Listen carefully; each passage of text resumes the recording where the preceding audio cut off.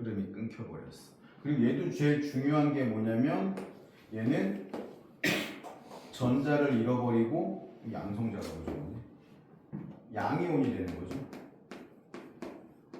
얘는 전자를 얻어서 음이온이 되는 성질이 크고. 근데 비금속 중에서 수소는 전자를 잃어버리고 양이온이 되기도 합니다. 그러니까 얘도 마찬가지로 야 비금속은 무조건 음이온이 되는 거야 이래버리면 안 돼요. 대부분의 친구들이 음이온이 되긴 하지만 양이온이 되는 친구들도 있으니까. 그리고 얘들은 대부분 고체로 이루어져 있죠. 한 가지 빼고 한 가지 금속만 액체로 되어 있는 애 있지. 누구죠? 수은. 얘만 액체고 나머지는 다 고체야. 그리고 상온에서는 고체인데 우리 손 정도 온도 한 38도 40도에서 녹아버리는 그런 금속들도 있어. 얘가 누구냐면 갈륨이라는 친구거든요. 31번 갈륨. 알루미늄 밑에 있는 애야. 얘는 갈륨이라는 애는 히토류라고 부르는데 되게 희귀한 원소거든요. 손 위에 올려놓으면 녹아. 근데 얘 독성이 없어. 독성이 없어서 갖고 놀다가 내려놓으면 다시 그대로 굳어요. 신기한 애고, 요거 이제 보관할 때는 그 정육면체 형태에다 보관하는데 갖고 놀다가 거기에다 그냥 담아놓으면 다시 딱딱하게 굳어. 그래서 그런 신기한 물질도 있습니다. 이 갈륨이라는 것이 요즘에 많이 쓰이고 있는데 레이더에 많이 쓰입니다. 그래서 우리나라에서 개발한 A사 레이더라는 게 있거든요. 거기에 이 갈륨이 없으면 A사 레이더를 만들 수가 없어요. 되게 중요한 원소고 거의 대부분이 중국에서 나옵니다. 이 갈륨. 그런 애들도 있고 비금속은 되게 다양해. 비금속은 액체도 있고요. 기체도 있고요. 고체도 존재합니다. 근데 얘도 마찬가지로 액체는 한 가지밖에 없어. 브로민. 그래서 전체 우리가 알고 있는 이 118가지 중에서 액체, 상온에서 액체로 존재하는 애는 두 개밖에 없습니다. 금속의 수은 그리고 비금속의 브로민. 이 두 가지만 액체로 존재하고 나머지는 다 고체 아니면 기체다. 이렇게 생각해 보시면 될 것 같고 금속 원소하고 비금속 원소에 이용되는 것들은 쭉 있으니까 그냥 보시면 되겠죠. 뭐 크게 어려운 내용 아닌데 제일 중요한 거 내가 생각할 때는 비금속 원소에 해당되는 수소인 것 같아. 우주왕복선의 원료로 사용이 된대요. 그리고 질소는 우리 잘 알죠. 요즘에 포카칩 사면 포카칩보다 질소가 더 많이 들어있잖아. 그쵸? 과자. 왜 질소가 들어있는지 아니 거기에? 그냥 공기 집어넣어도 되잖아. 보존. 산소가 포함되어 있으면 포카칩은 기름에 튀긴 거거든. 썩어. 그러니까 산패된다고 하거든. 눅눅해지고 맛이 없어집니다. 물론 수증기도 없어야 되겠지만 산소도 기름을 산패시키기 때문에 맛이 없어져. 그래서 산소를 빼내고 질소로만 보존을 하면 질소는 화학결합을 안 하거든요. 다른 애들하고. 그래서 그대로 보존이 될 수 있어. 생각해봐. 우리가 숨 쉴 때 질소가 더 많잖아. 공기 중에. 근데 질소가 우리 몸에 들어와서 아무런 역할도 하지 않고 그냥 도로 들어왔다 나갔다 들어왔다 나갔다 하거든. 근데 우리 들어 마신 질소가 우리 몸에서 크게 사건을 칠 때가 있어. 스쿠버 다이빙이라고 해가지고 그 산소통을 메고 들어가잖아. 근데 그거 산소통 아니고요. 압축 공기통입니다. 그냥 공기 압축해서 넣는 거야. 산소만 하고 있으면 위험해. 폭발할 수도 있고. 그래서 압축 공기를 타고 들어가는데 수압이 깊어지면 이 질소가 그냥 공기 중에서처럼 빠져나가는 게 아니라 우리 혈관에 녹아서 들어가. 그래서 갑자기 깊은 곳에 있다가 급해가지고 쫙 위로 올라오면 죽을 수도 있어. 질소가 위로 올라가면서 압력이 낮아지니까 다시 기화돼 버리거든. 그러면 혈관 안에서 그냥 질소들이 막 돌아다니고 있는 거야. 그러면 죽는 거야. 뇌가 터져버릴 수도 있고. 그래서 잠수병이라고 하거든요, 그걸. 그래서 천천히 올라가야 돼. 이 질소가 다시 기체로 돼서 다시 빠져나갈 수 있게 시간을 두고 천천히 올라가야 죽지 않을 수 있습니다. 그래서 스킨스쿠버, 스카이다이빙이 아니지. 뭐라 그러냐, 그거를. 스카이다이빙은 하늘에서 뛰어내리는 건데. 스쿠버 다이빙. 되게 위험한 스포츠입니다. 되게 멋있고 그래 보이지만 되게 위험한 거야. 그리고 산소는 뭐 생명체 호흡할 때 쓰이기도 하고, 성냥으로 쓰이고, 알루미늄, 뭐 비행기 동체로 쓰이거나 뭐 이런 것들이 있고, 금 어마어마하죠. 반도체 회로기판에 금이 쓰이는데, 금이 구리보다 전기를 훨씬 잘 전달합니다. 그러면 전선도 금으로 하면 되게 좋겠지. 근데 그렇게 안 하지. 위험하니까. 저거 만약에 전선을 금으로 하면 전기효율도 굉장히 좋아질 건데 야, 사람들이 목숨 걸고 저거 훔쳐가려고 그럴걸? 다산 신도시에는 전봇대 없죠. 전봇대 본 적 없잖아, 얘들아. 그쵸? 근데 남양주 저 외곽으로 가면 전봇대 있거든. 뭐 양서면이나 이쪽으로 가면 전봇대 있는데 다산은 왜 전봇대가 없냐면 땅 속에 지금 우리 길이 있으면 저 앞에 선영공원에도 중간에 이렇게 횡단보도 있는 데쯤에 네모난 한 요 정도 되는 박스 있어. 회적으로 된 거. 이게 변압기입니다. 변압기. 여기까지 땅 속으로 22,000볼트가 흘러들어와. 그리고 이 22,000볼트를 각각의 건물로 직접 쏴줘. 그러면 각각의 건물 지하에 변전소 비슷한 것들이 있어서 220볼트로 바꿔가지고 각각의 층으로 보내주는 거야. 그럼 우리가 쓰는 콘센트는 그냥 꽂기만 하면 220볼트가 공급이 되는 거고. 그래서 위험한 일이 되게 많이 일어나. 이거 옛날에 고압선으로 있을 때는 공사하다가 건드려가지고 감전되시는 경우도 있고, 예전에 우리 동네에서는 지금 졸업한 친구인데 이 새끼가 중학교 2학년 때 역 앞에 서 있는 덤프트럭 위에서 장난치다가 대나무로 저 전선을 후려쳐가지고 죽을 뻔한 적이 있어. 죽지는 않았어. 대나무였어가지고 전기가 직접적으로 통한 건 아닌데 왜 전기가 통했는지 모르겠는데 흘러가지고 얘가 덤프트럭 위에서 장난치다가 인도 쪽으로 튕겨나가 떨어졌어. 얘가 만약에 차도 쪽으로 떨어졌으면 죽었겠지. 근데 인도 쪽으로 떨어져서 죽지는 않았는데 온몸에 그 허옇게 변하고 얘 한 6개월 정도 병원에 입원했던 것 같아. 근데 원래 공부를 잘하던 친구는 아니어서 뭐 공부에는 큰 뜻이 없는 친구였는데 아무튼 큰일 날 뻔한 거지. 그래서 6개월 정도 병원을 다녔고 입원은 그렇게 오래는 안 했던 것 같은데 내가 직접적으로 아는 친구는 아니고 나도 이렇게 전에 들은 거라 굉장히 오랫동안 병원을 다녔대요. 다행인 거지, 살아남은 게. 자, 그러면 요 이제 원소들에 대해서 뭐 특징이 있다라고 했잖아. 8번째마다 새로운 특징들이 나타나고 요거에 대해서 좀 더 자세히 보도록 할 건데요. 간단하게 몇 개만 써놓고 시작을 하도록 합시다.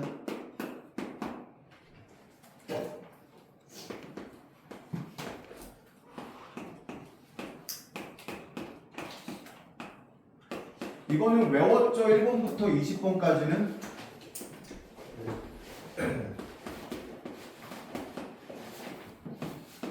아직 못 외운 친구가 있으면 1번부터 20번까지는 최소한 외워줘야 되고요.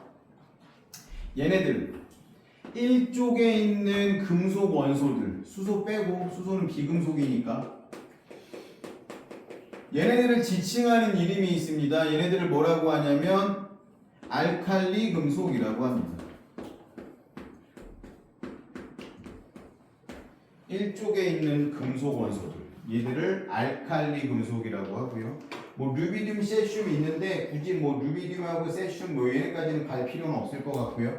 리튬, 나트륨, 칼륨만 알아도 전혀 상관없습니다. 주기율표에서 1쪽을 제외한 금속 원소들. 요거를 하기 전에 내가 지금 1쪽이라고 얘기했는데 1쪽을 지칭하는 건 첫 번째 줄이죠. 첫 번째 세로줄을 1쪽이라고 합니다. 그럼 얘네들은 몇 쪽이겠어요? 얘네들은 2쪽이에요. 근데 우리 주기율표에서 보면 스칸듐이 3족이고 타이타늄이 4족인데 갑자기 나타나는 보론 얘는 13족입니다. 이 중간에 3족부터 12족까지는 잘라 먹은 거야. 이렇게 덮어 놓은 거니까 얘는 13족이고요. 그럼 얘는 당연히 14족일 거고 15족, 16족, 얘는 17족이고요. 얘는 18족입니다. 이거 영어 교재에는 얘네 뭐라고 표현하는지 알아요? 족이잖아. 이거 패밀리예요, 패밀리. 그러니까 이 족이라는 말이 가족할 때 족이에요. 이걸 패밀리라고 표현을 합니다. 패밀리끼리는 되게 닮았잖아. 되게 웃겼던 게 뭐냐면 내 여동생이 둘이 있거든. 네. 같이 이렇게 다니면 사람들이 우리가 남매인 거 다 알아. 뭐 걔네는 되게 기분 나쁠 수 있겠지만 이 얼굴에다가 가발만 이렇게 담진 않았는데 딱 보면 우리가 남매인 거를 다 알아, 사람들이. 왜? 닮았으니까. 근데 여기서 형제를 아는 애가 태민이밖에 없는데 태민이 동생 있는 거 알아드니? 태준이라고 동생이 있는데 그 태준이 친구들을 한 10명 갖다 놓고 얘 동생 찾아봐 그러면 너네도 아마 다 찾을 수 있을걸? 태민이 기분 나쁠지 모르겠지만 되게 닮았어. 아, 얘가 좀 더 잘생기기는 했어 태준이보다. 근데 닮았어. 누가 봐도 형제란 말이야. 그런 것처럼 이 패밀리들은 다 비슷한 성질을 가지고 있다는 거지. 그리고 얘들을 뭐라고 불러요? 가로줄을 주기라고 부르죠. 얘는 1주기, 얘는 2주기, 3주기, 4주기. 주기는 전자 껍질 수라고 생각하면 돼요. 원자는 첫 번째 껍질에 전자가 2개 들어가고 두 번째 껍질에 8개, 세 번째 껍질에 8개 들어가거든요. 그러니까 딱 맞아 떨어지잖아. 2개, 8개, 8개. 이런 식으로. 네 번째 주기부터는 의미가 없어요. 왜 의미가 없냐면 변동성이 되게 심해져. 우리가 어차피 공부하기가 힘들어. 그럼 우리는 지금 패턴을 익히는 중이잖아. 화학에 대해서 기본적인 패턴을 익히는 거기 때문에 4주기 넘어는 고민도 하지 마, 지금은. 뭐 화학을 나중에 고2 때 할 거잖아. 그때도 안 해, 이때 패턴은. 언제 하냐면 대학에서 너네가 화학을 전공하면 그때 배울 거야. 그러니까 고등학교에서는 굳이 신경 쓰지 않아도 된다. 2개, 8개, 8개까지 들어가. 요것만 알고 있어도 이 패턴 연구와는 전혀 상관이 없다. 이렇게 기억하시면 되고. 그러면 7주기까지 있고요. 족은 몇 개야? 18개야. 족이 몇 개? 18개. 족과 같은 게 18개. 이거 발음 잘해야 되죠. 족과 같은 게 18개. 족과 같은 게 18개. 안 잊어먹겠지. 세로줄이 18개. 자, 그럼 알칼리 금속으로 다시 넘어가서요. 얘네들을 알칼리 금속이라고 하는데 얘네들만의 성질이 있어서 알칼리 금속이라고 하거든요. 얘네 대부분 고체 상태고요. 은백색의 광택을 띠는데 우리 교재에 한 장 넘겨보면 알칼리 금속 여기는 없네. 다른 교재 여기 63쪽에 한번 보세요. 리튬이라고 나와 있는데 분명히 내가 방금 은백색의 광택을 띈다 그랬는데 리튬 시커멓거든요. 그쵸? 이거 왜 그러냐면 얘네들이 원래는 은백색인데 산소하고 만나가지고 지금 산화돼가지고 산화 리튬이 돼서 검해진 거야. 이걸 지금 자르려는 칼 보여? 이거 무슨 칼인지 보여요? 63쪽에? 이거 커터칼이거든요. 금속을 지금 커터칼로 자르려고 하는 거야. 잘려 근데. 어느 정도 느낌이냐면 지우개에 잘리는 느낌 정도밖에 안 들어. 쓱 누르면 쓱 잘려. 그리고 이걸 지금 물에 넣을 거거든. 물에 넣으면 어떻게 되냐면 둥둥 떠. 둥둥 떠서 막 반응을 해. 그 얘기는 뭐야? 물에 뜬다는 얘기는 밀도가 물보다 작다라는 거지. 얘네들이 알칼리 금속의 특징이에요. 다른 금속에 비해서 밀도가 작아. 옆에 뭐라고 써있냐면 리튬, 나트륨, 칼륨은 물에 뜬대. 물보다 밀도가 작은 애들이란 뜻이지. 금속인데도 불구하고. 그리고 칼로 쉽게 자를 정도로 무디고요. 반응성이 매우 커서 거기다 밑줄 좀 칠게요. 공기 중에 산소와 빠르게 반응, 물과 활발하게 반응.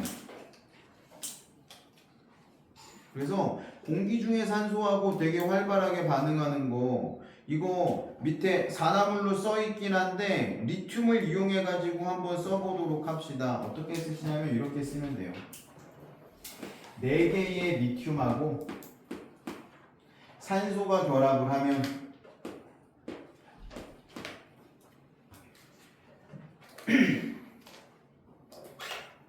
두 개의 Li2O가 만들어집니다.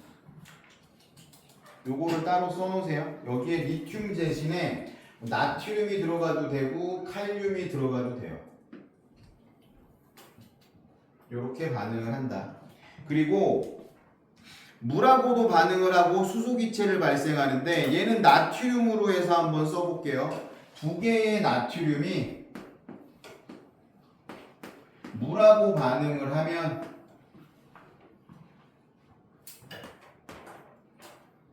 두 개여야 되나?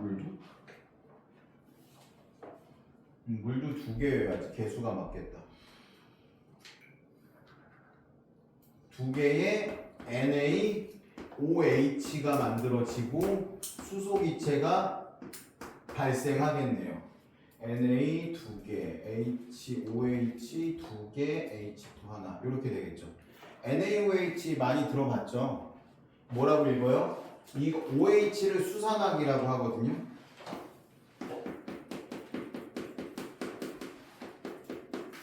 수산화 나트륨.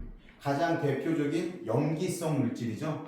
염기라는 말이 알칼리라는 말하고 똑같아. 염기. 알칼리가 무슨 뜻이냐면 재라는 뜻이야. 재를 물에 녹이면 염기성 물질이 되거든요. 그래서 빨래할 때 옛날에는 표백하려고 재를 물에 넣고 빨래를 넣고 막 삶았어. 그러면 허옇게 표백이 돼. 우리나라 사람들 백이의 민족이라고 하잖아. 흰옷 좋아하잖아. 그 흰옷을 입고 이걸로 흰옷 입고 뭐 파티를 가는 게 아니라 흰옷 입고 농사를 지어. 농사를 지으면 흙이 막 묻고 막 땅이 묻고 할 거잖아. 근데 또 그 꼬라지는 싫은 거야. 흰옷을 입고 싶어. 어떻게 또 잿물에 넣고 또 빨아. 그럼 또 허옇게 돼. 그리고 또 그걸 입고 농사 짓고 또 빨아 입고. 재미난 민족이죠. 그래서 알칼리가 재라는 뜻인데 알칼리가 저 염기란 뜻하고 똑같다라고 생각하면 됩니다. 그래서 얘들이 물하고 만나면 알칼리성이 되기 때문에 염기성이 되기 때문에 알칼리 금속이라고 부른다. 이렇게 생각하시면 될 것 같고요. 그러면 반응이 누가 더 크겠니? 셋 중에서 밑으로 갈수록 반응성이 좋아집니다. 이건 왜 그런지 한번 볼게요. 얘들이 반응을 할 때 리튬은 껍질이 2개밖에 없잖아. 플러스 3인데 이렇게 있어. 그러면 두 번째 껍질에 있는 애가 빠져나가면서 반응을 하는 거잖아. 가까워. 너무. 그래서 잘 안 뺏기려고 해. 근데 칼륨 같은 경우에는 네 번째 껍질이잖아. 칼륨은 얘가 플러스 19니까 첫 번째 껍질에 있고 두 번째 껍질에 8개 있고 세 번째 껍질에 8개 있고 마지막 껍질에 있는 애가 떨어져 나가면서 반응을 하는 거잖아. 컨트롤이 안 돼 얘가. 그러니까 원자번호가 커지면 커질수록 반응성이 좋아지는 거지. 밑에 있는 르비디움하고 세슘은 훨씬 더 반응성이 크겠지. 그래서 지금도 유튜브 찾아보면 과학 선생님이 학교에서 이 나트륨 물에 던져가지고 폭발하는 실험 영상 되게 자주 찾아볼 수 있거든요. 칼륨은 실험도 안 해요. 위험해서. 나트륨도 뻥 하면서 터지거든. 막 물기둥이 치솟아 올라가. 큰 덩어리 집어넣으면 얘들은 위험해서 그런 실험 자체를 하지를 않습니다. 물 만나면 막 터져버려. 지금 장마철이잖아. 내가 되게 손재주가 좋아가지고 목걸이를 만들었어. 내 여자친구를 위해서. 내가 진짜 그랬다라는 게 아니라 실제로 목걸이를 만들어가지고 여자친구한테 씌워줬어. 근데 둘이 막 기분이 좋아가지고 나가는데 장마철에 비 와. 그럼 얘 죽어. 터져버려 목에서. 그럴 정도로 위험한 물질이에요. 물하고 반응하면 되게 격렬히 반응해요. 그래서 원자 번호가 커질수록, 이거 중요하니까 써줄게요. 원자 번호가 커질수록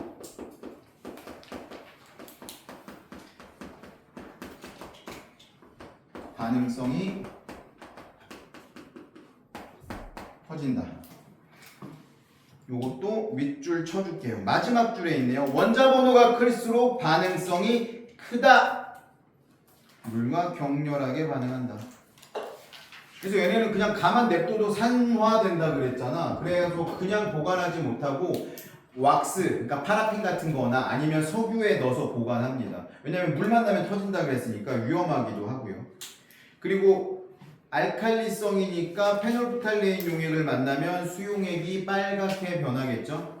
자, 한 장 넘겨보면 리튬, 우리가 쓰는 휴대전화 배터리, 뭐 노트북 배터리 이런 거 다 리튬이고요. 요즘 굴러다니는 우리나라에 있는 전기 자동차의 거의 80% 이상이 이 리튬 이온 전지를 사용합니다. 나머지 20%는 산화철 그런 배터리를 사용하는데 산화철 배터리가 더 안정적이긴 한데 효율이 조금 떨어져. 그래서 중국 애들은 주로 그걸로 많이 만들고요. 우리나라에서는 리튬 이온 전지를 더 많이 사용을 합니다.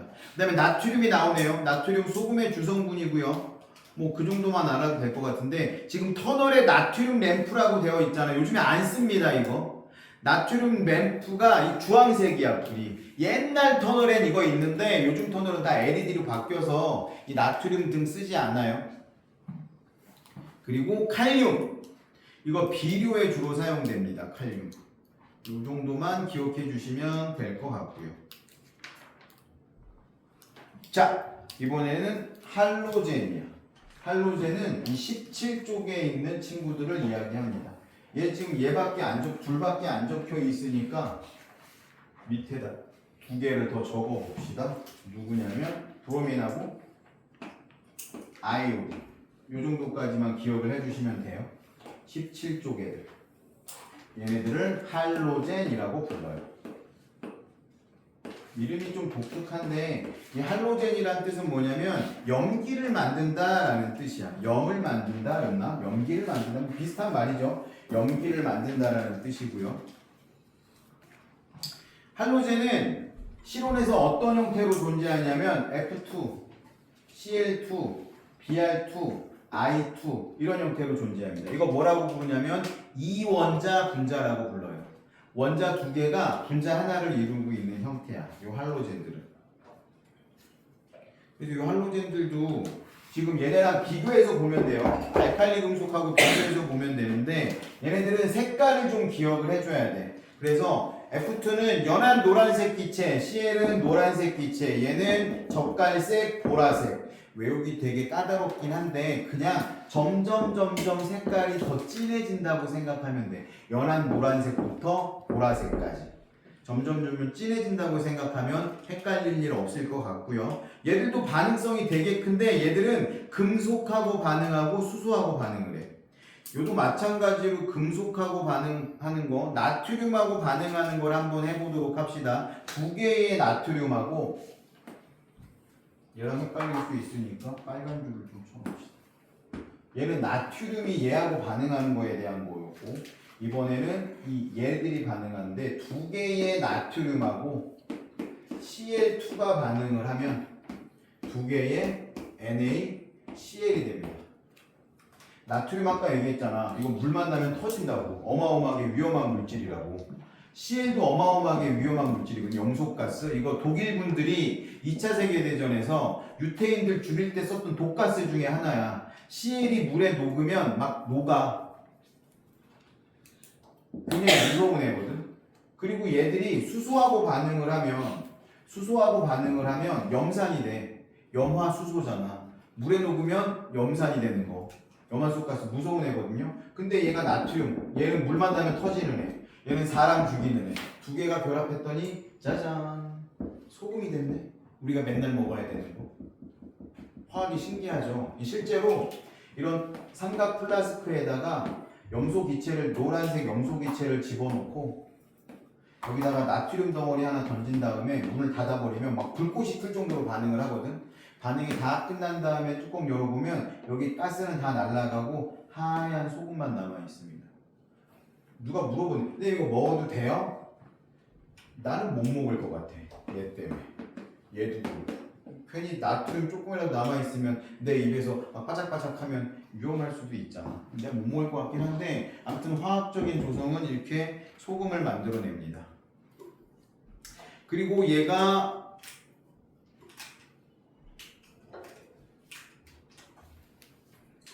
수소하고 반응하는 거 요것도 같이 한번 써보도록 합시다. 이것도 Cl로 할게요. Cl이 수소랑 반응하는 걸 한번 써보면 H2하고 Cl2가 반응을 하면 두 개의 HCl이 만들어집니다. 이거 염화수소, 염산이죠. 굉장히 무서운 친구죠. 얘도 마찬가지야. 이런 애들을 물에 녹이면 이온화가 되거든요. H 플러스하고 Cl 마이너스로 이온화가 되면서 산성을 띠게 되는 거죠. 산성이라는 건 물에 녹았을 때 H 플러스가 나오는 애를 산성이라고 한다라고 했으니까 이런 식으로 HCl도 굉장히 무서운 애고 HF, HCl, HBr, HI 일로 갈수록 점점 무서워지는 애야. 그리고 얘 들어봤어요? 불화수소라고 부르거든? 불화수소. 너네가 초등학교 다닐 때라 잘 기억이 안 날지도 모르겠지만 일본이 몇 년 전에 우리나라 반도체 죽여버리겠다고 세 가지 물건을 안 보내겠다고 앞으로 수출 안 하겠다고 한 게 있었거든. 우리 접히는 폴더블 폰 있죠. 거기 들어가는 글라스하고 이 불화소수. 이 불화소가 어디에 쓰이냐면 반도체 식각 과정이라는 데에서 쓰여. 그러니까 반도체를 만들고 막 회로를 쓰면 이거를 필요 없는 부분을 싹 녹여야 되는데 얘를 그냥 들이다 뿌리는 거거든. 굉장히 농도가 짙은 애야. 불순물이 거의 0.00000 12개 들어갈 만큼 없어야 돼. 이거를 일본이 만들었어. 근데 일본에서 좀 실수한 게 뭐냐면 아베 수상이 살아있을 때 그걸 한 건데 자기네 나라들한테, 자기네 나라의 기업들한테 야 앞으로 3개월 뒤에 우리가 한국에 그런 무역 제재를 할 건데 거기에 불화수소가 들어있어. 니네 팔지 마. 이렇게 얘기했어. 그러면 내가 그 일본 회사 사장님이야. 오케이 나라에서 하지 말라고 그러니까 팔면 안 되겠다. 이렇게 하겠어? 야 씨 그거 사가는 게 한국에 삼성하고 한국에 하이닉스밖에 없는데 그럼 우리는 뭐 먹고 살아? 그래서 일렀어. 삼성한테. 야 우리나라에서 3개월 뒤에 무역 제재 한다는데 어떻게 했냐면 그 일본 회사가 우리나라에 법인을 차렸어.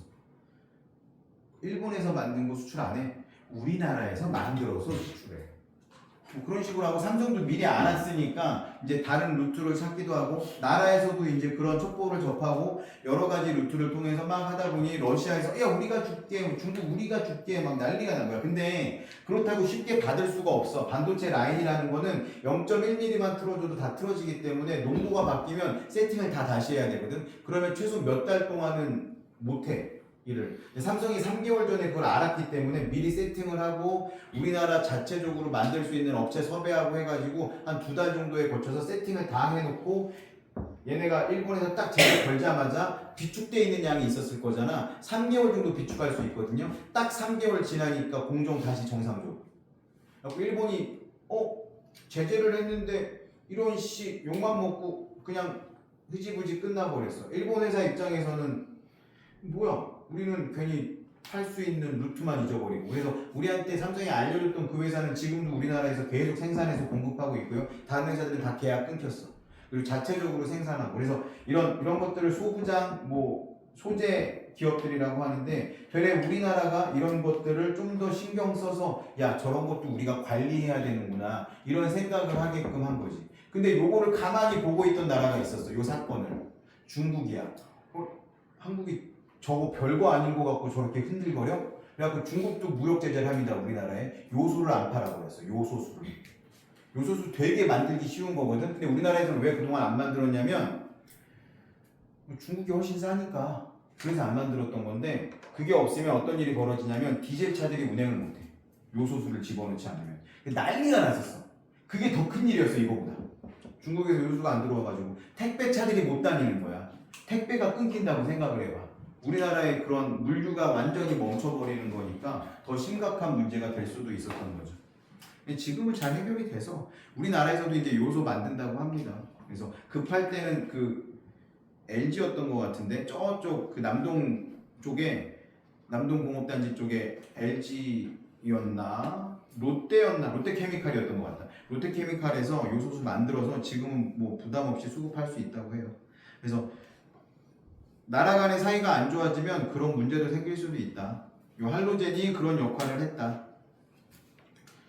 그래서 할로젠은 꼭 기억해야 될 포인트가 뭐냐면 색깔 그리고 반응성이 커서 금속하고 수소하고 빠르게 반응한다라는 거. 그리고 얘는 거꾸로야.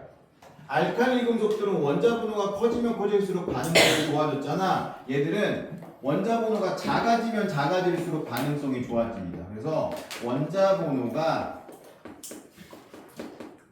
작아질수록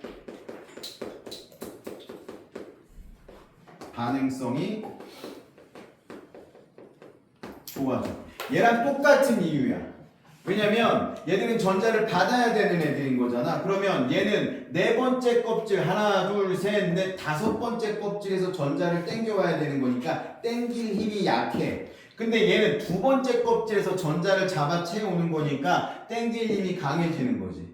그래서 반대되는 거예요. 얘들은 원자 번호가 커지면 커질수록 전자를 뺏기니까 반응성이 커지는 건데 얘들은 원자 번호가 작아지면 작아질수록 더 가까이에서 전자를 땡겨오니까 원자 번호가 작아질수록 반응성이 더 커진다. 두 개를 비교해서 같이 외워주시면 더 좋을 것 같아요. 이 할로젠 이용하는 거 한번 보도록 합시다. 플로린, 이거 우리말로 불소라고 하거든요. 너희 초등학교 때, 유치원 때 이빨에 뿌려본 적 있을 거야. 불소. 이거 충치 생기지 말라고 코팅하는 거. 그리고 치약에도 불소 많이 포함되어 있어. 그래서 너희 양치를 하면 약간 뭐라 그럴까? 약간 이질감 느끼는 그런 느낌? 그냥 꼬득꼬득거리면서 이거 불소 때문일 수도 있습니다. 그리고 염소, 이거는 표백제고요. 그리고 수영장에서 나는 냄새 있죠. 우리가 흔히 락스 냄새라고 하는 거. 그 락스가 염소로 만드는 거야. 락스는 기본적으로 소금으로 만드는 건데 NaCl, 이 소금에서 염소 성분을 뽑아내가지고 락스를 만드는 거예요. 그래서 수영장에서 나는 냄새, 이 락스 때문에 나는 냄새다. 수돗물을 소독할 때도 쓰고요. 근데 이 염소는 끓이면 다 날아가. 그래서 집에서 쌤 집에 있는 물에서도 이런 냄새 나면 아니야, 끓이면 65도인가 넘으면 다 날아가 버리기 때문에 우리가 먹는 데는 전혀 지장이 없는데 요즘 수돗물을 그냥 먹는 사람 별로 없죠. 우리나라 수돗물이 깨끗하기는 하지만. 그 다음에 아이오딘, 이거 미역이나 다시마에 많이 포함되어 있고요. 소독약이라고 써있죠. 우리가 흔히 얘기하는 빨간 약, 요오드, 이게 아이오딘이에요. 그래서 빨간 약에 주로 많이 들어있고 미역이나 다시마에 많이 포함되어 있다고 하는데 이거 많이 먹어야 돼. 아이오딘이 부족하면 어떤 일이 생기냐면 갑상선 기능이 떨어져. 여기 갑상샘이 있거든요. 갑상샘에서 티록신이라는 물질이 나와. 중3 때 배웠을걸. 티록신이라는 물질이 나오는데 이 티록신이라는 물질이 세포 호흡을 활발하게 해주는 애야. 신진대사가 막 일어나게 하는 애라고. 얘가 안 만들어지면 갑자기 막 오한이 들고 춥고 살이 찌고 이런 현상들이 생기거든요. 갑상선이 되게 중요해요. 그래서 이거 많이 먹어야 돼. 미역이나 다시마 여기에 많이 포함되어 있어요. 자, 그래서 알칼리 금속의 성질을 실험하는 거 특강이 나와 있는데 요거 한번 쭉 읽어보고 64쪽에 있는 간단한 문제 5개 한번만 풀어보도록 합시다. 기본적으로 우리들이 예전부터 많이 배웠던 거라 다 알고 있을 텐데 원자의 구조부터 한번 볼게요. 아까 처음 시작할 때 썼던 내용인데 원자라는 건 원자 핵으로 이루어져 있고요. 그리고 전자도 있습니다. 원자 핵은 양성자와 중성자로 이루어져 있고요.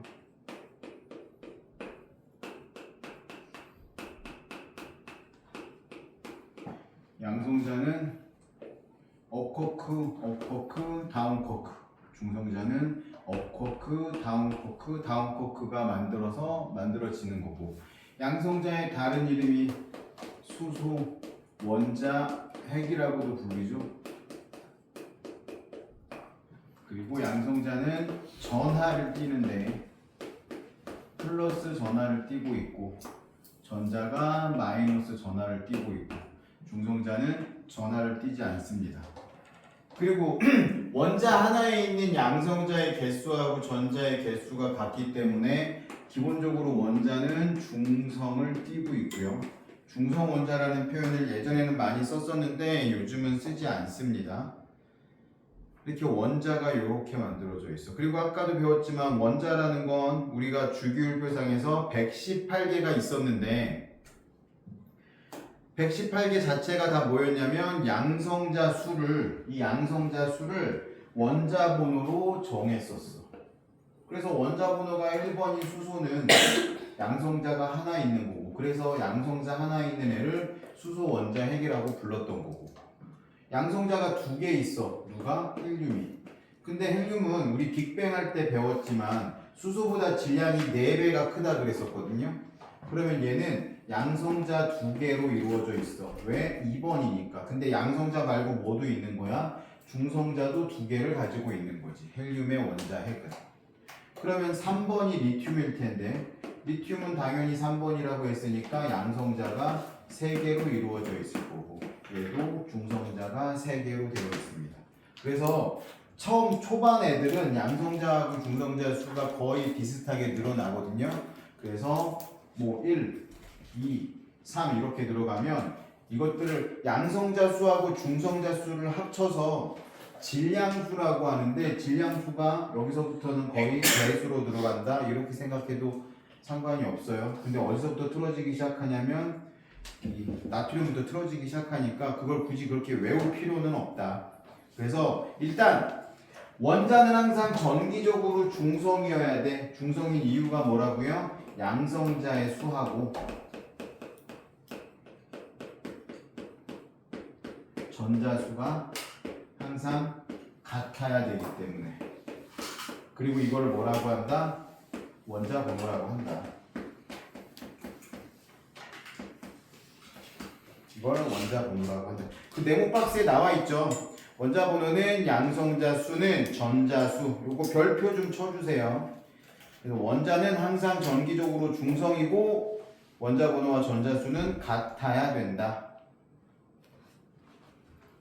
그러면 원자핵은 이렇게 가운데 뭉쳐있는 애들이고 전자는 자기만의 자리를 갖고 있거든요. 이 전자가 가지고 있는 이 자리에 대해서 한번 보도록 합시다.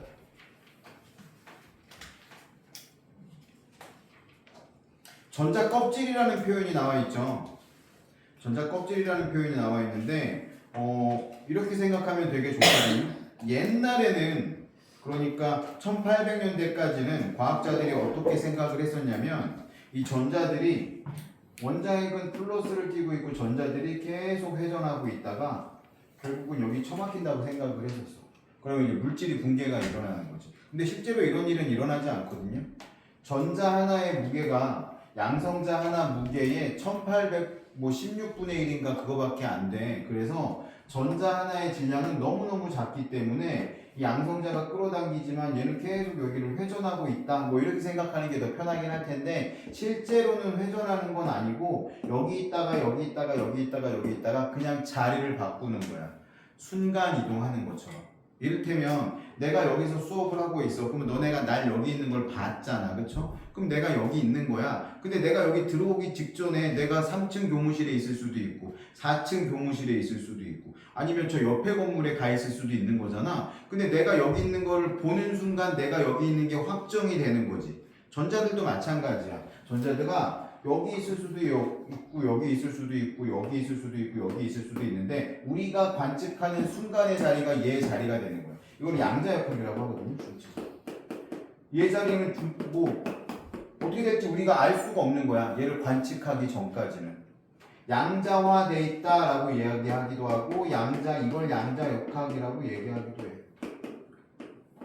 그래서 양자역학이 되게 어려운 개념처럼 느껴지지만 사실은 되게 단순한 개념이라고 생각할 수 있어요. 물론 이제 양자역학을 우리가 수학적으로 계산하는 방법은 되게 어렵겠지만 단순하게 우리는 아직 거기까지 갈 건 아니기 때문에 이 전자의 움직임을 가지고도 이 양자의 흐름을 느낄 수 있다. 이렇게 생각하면 될 것 같고 근데 이 전자들은 에너지를 가지고 있는 거거든요. 그래서 자기만의 자리가 정해져 있어. 수소를 기준으로 한번 해봅시다. 수소는 1번이니까 전자를 하나 가지고 있겠죠? 전자를 하나 가지고 있는데 이 전자가 자기 자리에 있는 상태 이걸 바닥 상태라고 해요. 이게 가장 안정적인 상태야.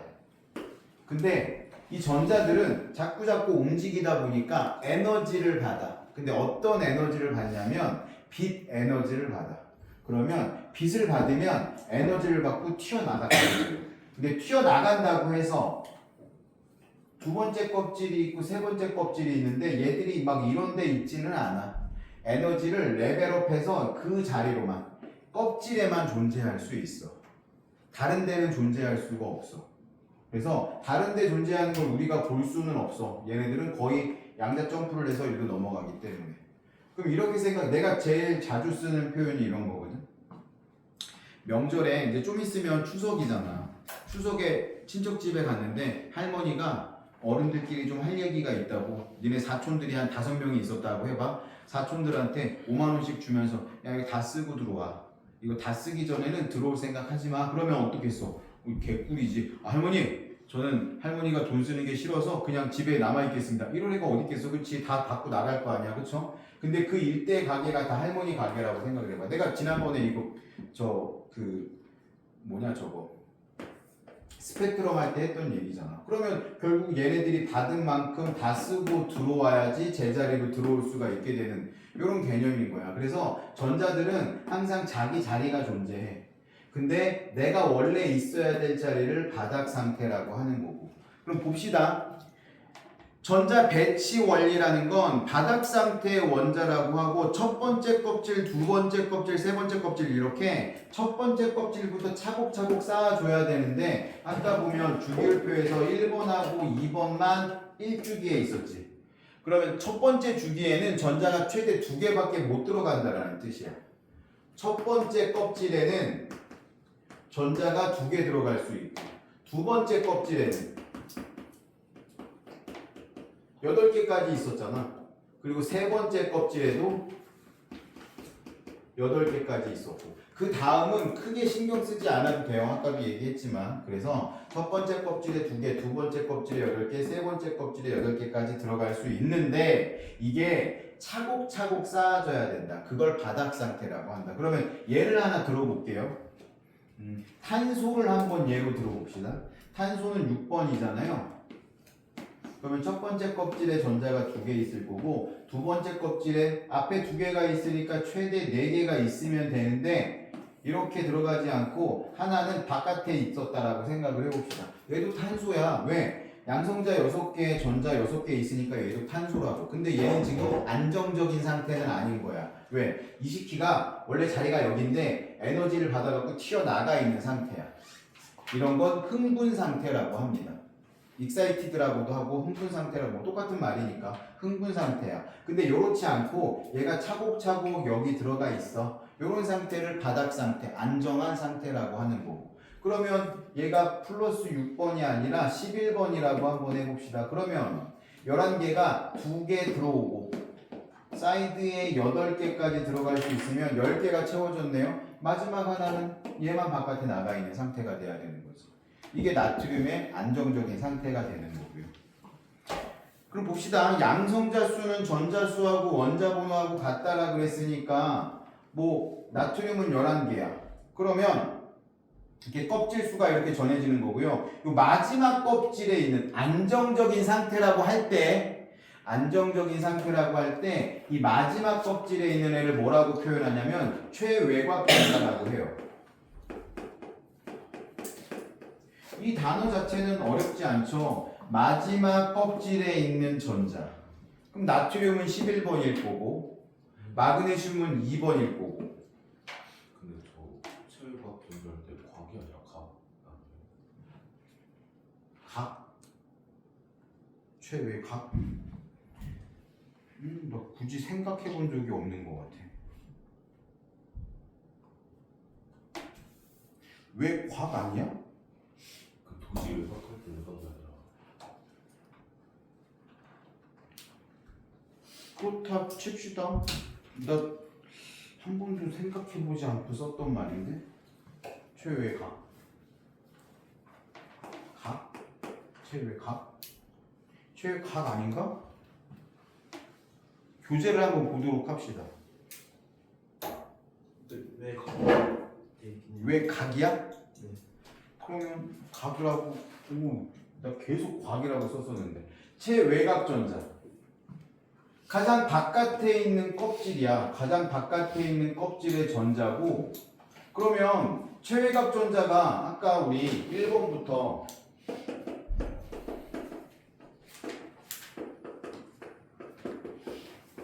이렇게 썼을 때 얘네들은 1주기, 2주기, 13주기, 14, 15, 16, 17, 18주기였으면 이 1의 자리에 숫자만큼 있다라고 생각하면 됩니다. 단지 얘만 빼고 얘는 2개 있으니까.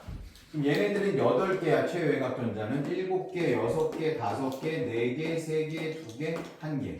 근데 이 최외곽 전자 중에서 화학결합에 활용되는 전자들이 있어. 얘는 화학결합을 안 하거든. 이 18쪽 애들은. 얘들은 화학결합을 하지 않아. 그럼 화학결합은 누가 하는 거냐면 얘네들은 화학결합을 다 하거든요. 그래서 최외곽 전자 중에서 화학결합에 참여하는 전자를 부르는 이름이 따로 있는데 이걸 뭐라고 하냐면 원자가 전자라고 합니다. 얘네들이 제일 중요한 포인트야. 오늘 공부한 것 중에서 이 원자과 전자의 개념이 제일 중요할 거예요. 그러면 얘는 원자권이 그대로 1, 2, 3, 4, 5, 6, 7. 근데 얘는 화학결합을 안 한다고 했잖아. 그러면 화학결합에 사용되지 않으니까 얘들은 0이 될 거예요. 원자과 전자가. 그래서 최외각 전자는 8개일 수 있지만 원자과 전자는 0이다. 이렇게 기억을 해주시면 될 것 같습니다. 자, 3번에 나와 있네요. 원자과 전자. 바닥 상태에서 전자 배치일 때 가장 바깥 껍질에 있는 전자로 가장 바깥 껍질에 있는 전자는 최외각 전자라고 하는데 그 중에서 화학결합에 참여할 수 있는 전자를 원자과 전자라고 합니다. 그래서 18쪽 애들은 원자과 전자가 0이 되는 거고요. 화학결합에 참여하니까 얘네들이 화학적인 성질을 결정하는 친구들이고 같은 족 원자들은 원자과 전자 수가 같다. 1족은 하나, 2족은 2개, 13족은 3개 이렇게 1의 자리의 수만큼 된다라고 생각하면 될 것 같고요. 18족 반응성이 없어서 화학결합에 참여하는 전자가 없으니까 원자과 전자는 0이다. 그것도 밑줄 좀 쳐주세요. 제일 마지막 줄에서 위에서 두 번째부터 18쪽 원소의 경우 반응성이 매우 작아 화학결합에 참여하는 전자가 없으므로 원자과 전자 수는 0이다. 이거는 꼭 기억을 해주셨으면 좋겠어요. 한 장 넘겨보시면 주기율표와 전자 배치의 관계가 있네요. 같은 족, 동족의 전자 배치. 같은 족이면 이 족이라는 말이 패밀리라 그랬잖아. 그래서 성질이 비슷하다라고 했고 아까 그 8번째마다 비슷한 성질이 나타나는 거를 옥타브설이라고 했잖아. 여기서도 한번 볼까요? 리튬부터 하나, 둘, 셋, 넷, 다섯, 여섯, 일곱, 여덟. 나트륨하고 리튬 비슷했죠, 그렇죠? 또 여기서도 하나, 둘, 셋, 넷, 다섯, 여섯, 일곱, 여덟. 여기 칼륨이 들어갈 거고. 이런 식으로 같은 족일 때는 비슷한 성질이 나타나는데 그 원인이 뭐다? 원자과 전자. 원자과 전자 수가 같기 때문에. 원자과 전자 수가 같다는 얘기는 화학결합을 할 때 똑같이 반응한다라는 거죠. 자, 보세요. 그러면 이 수소를 제외하고 리튬 껍질이 2개, 원자과 전자 1개. 그러면 얘는 전자를 몇 개 버리고 화학결합을 하겠어? 리튬을 그려볼까요? 플러스 3번. 첫 번째 껍질에 전자 2개 있을 거고요. 두 번째 껍질에 전자가 하나 있어. 자, 봐봐. 뭔가 좀 왁구가 안 맞는 것 같잖아. 두 번째 껍질에는 전자가 최대 8개 들어갈 수 있는데 얘는 하나밖에 없어. 이거 불안한 상태라는 거지. 그러면 얘가 선택할 수 있는 방법은 요거 하나 버리고 플러스 이온이 되거나 아니면 전자를 7개 더 받아가지고 7 마이너스 이온이 되거나 얘보다는 얘가 더 쉽겠지. 하나 떨고 저 나가면 되니까. 그래서 얘들은 다 똑같이 플러스 이온이 됩니다. 이런 걸 1가라고 하죠. 하나의 전자를 버리고 양이온이 된 친구들. 1가짜리 양이온이 되는 성질이 있는 거죠. 그럼 마찬가지로 얘들은 몇 가짜리겠어? 얘 4번이니까 전자 2개 버리고 양이온이 되려고 하겠죠? 마찬가지로 요 밑에 있는 마그네슘도 전자 2개 버리고 양이온이 되려고 할 거고 요 밑에 있는 칼슘도 전자 2개 버리고 2가짜리 양이온이 되려고 할 거고 이런 식으로 반응한다라는 거지. 그럼 교재를 한번 보도록 합시다. 그러면 같은 주기의 원소들은 전자 껍질 수가 같다라는 거고요. 전자가 들어있는 전자 껍질 수는 주기 번호와 같다. 1주기는 전자 껍질 1개, 2주기는 전자 껍질 2개, 3주기는 전자 껍질 3개. 그리고 같은 주기율표에서 원자 번호가 증가하면 규칙적으로 반복되는 현상이 나타나는데 원자과 전자 수가 같아지는 반복적인 현상이 나타난다. 1족인 친구들은 원자과 전자 1개, 2족은 2개, 13족은 3개, 14족 4개, 15족, 17족, 16족, 17족 이런 식으로 1개씩 늘어가고 18족만 가장 바깥 껍질의 전자수는 8개 혹은 2개이지만 얘는 화학결합에 참여하지 않기 때문에 원자과 전자는 0개다. 여기는 그렇게 어렵지 않죠. 자, 그러면 그 개념 체크 문제를 몇 개 안 되니까 요거 후딱 풀어보고 뒤에 있는 문제를 좀 복잡한 걸 풀어보도록 합시다. 그 개념 체크 문제 3번까지만 좀 풀어보세요. 저 화장실 네. 70쪽에 17번. 표는 18쪽 원소를 제외한 A, B, C에 대한 자료이다. 가로축에 원자가 전자수, 전자가 들어있는 껍질수, 전자수가 이렇게 나와 있고요. A는 전자가 들어있는 껍질수가 하나래. 그러면 18쪽을 제외했으니까 껍질수가 하나인 애는 수소하고 헬륨밖에 없으니까 얘는 수소겠죠? 그러면 기억에 들어갈 숫자는 1이 될 거고요. B는 원자가 전자가 하나인데 껍질이 3개래. 껍질이 3개인데 원자가 전자가 하나니까 첫 번째 껍질에 2개, 두 번째 kop질에 8개 들어가면 10개. 총 11개가 되니까 얘는 나트륨이 돼야 되겠죠. B는. C는 전자가 7개래요. 그러면 첫 번째 껍질에 2개 들어가고 나머지에 5개가 들어갈 테니까 얘는 질소가 돼야 되겠네요. 그러면 기억과 니은은 맞았죠. A와 B는 같은 족 원소입니다. 쌤 얘네 성질이 다른데요. 족을 물어본 거지 성질이 같네 다른 애를 물어본 거 아니에요. 그러면 기억도 맞고 니은도 맞고요. 니은도 맞고요. 디귿은 틀렸네요. B와 C는 전자 껍질 수가 같다. B는 전자 껍질이 3개, C는 전자 껍질이 2개니까 디귿은 틀렸죠. 18번 주기율표의 일부를 나타낸 거다. A, B, C, D, E 이렇게 나와 있고요. A부터 이 중에 비금속 원소는 한 가지이다. 틀렸죠? A하고 C가 비금속입니다. 2개예요. A와 D는 화학적 성질이 비슷하다. A는 비금속이죠. D는 금속이니까 2번도 틀렸고. 3번 B와 C는 바닥 상태 원자에서 전자가 들어있는 껍질 수가 동일하다. 두 번째 껍질에 들어있으니까 3번이 맞았네요. 4번 C는 음이온이 되기 쉽고 D는 양이온이 되기 쉬운 거니까 뒤집혔고. 원자가 전수가 가장 큰 건 C죠. D가 아니라. 19번 2, 3주기 원소 XYZ에 대한 자료이다. 원자 번호는 Y가 X보다 크다. 원자가 전자수가 2개, 7개, 7개야. 근데 Y보다 X가 크다라고 했으니까 2주기, 3주기인 애들 중에서 찾아보면 되겠죠. 그러면 Y하고 Z는 원자가 전자수가 7개니까 둘 다 17쪽 원소겠네요. 하나는 2주기고 하나는 3주기라고 했으니까 누구겠어요? 누구라고 할 수 있을까? 17쪽 2주기 플루오린하고 염소겠죠? 아직 어떤 게 어떤 걸지는 모르겠지만 X는 2족 원소이다. 원자과 전자가 2개라고 했는데 같은 족에 속해. X는 2족이다. 2족은 원자과 전자가 2개. 그러면 원자과 전자가 2개면 2족일 테니까 2, 3주기 중에서 베릴륨하고 마그네슘 중에 하나겠네요.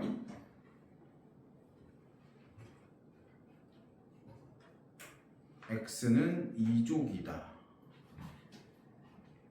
근데 Y보다 X가 크다라고 했으니까 Y보다 X가 크려면 얘는 리튬이 될 수는 없잖아. 베릴륨이 될 수는 없잖아. 2주기가 아니라 그러면 3주기 애가 돼야 되겠죠?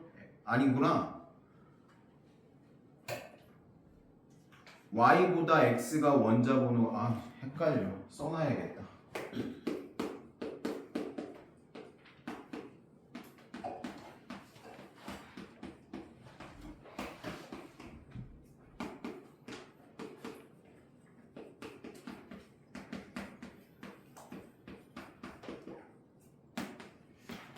자, 이렇게 써놓고 봅시다.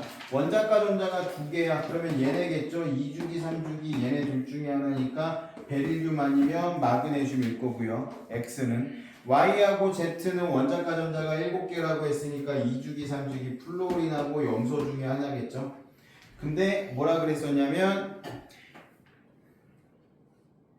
원자 번호는 Y보다 X가 크다라고 했네요. 그러면 y보다 x가 크려면 원자 분호가 x가 크려면 x는 마그네슘이 돼야 되지 않을까요? 그쵸? 얘보다 클 수는 없고 얘보다 클 수는 있을 거 아니야. 그쵸? 그러면 얘가 x가 돼야 될 거고 얘가 y가 돼야 되겠네요. 맞죠? y보다 x가 크다. 얘가 y가 돼야 될 거고 얘가 z가 돼야 되겠네요. 평소가.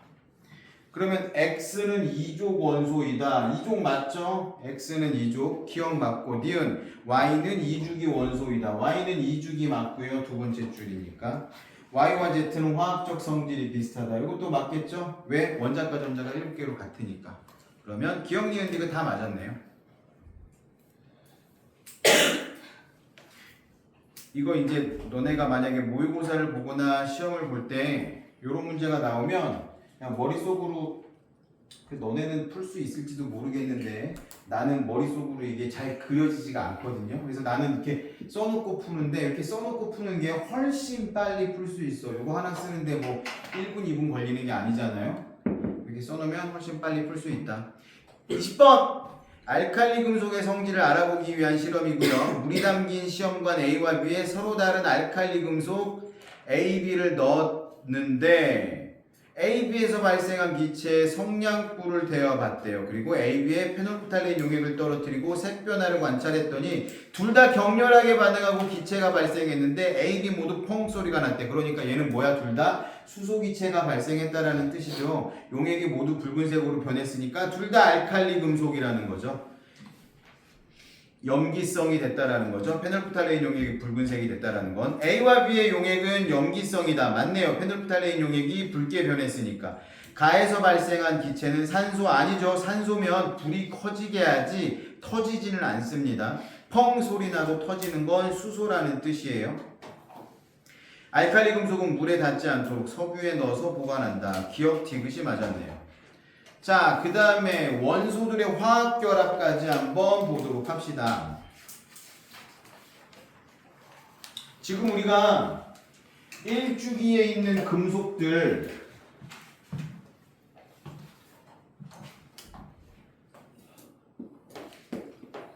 알칼리 금속을 공부했고요. 그리고 17쪽에 있는 비금속들, 할로젠들에 대해서 공부했습니다.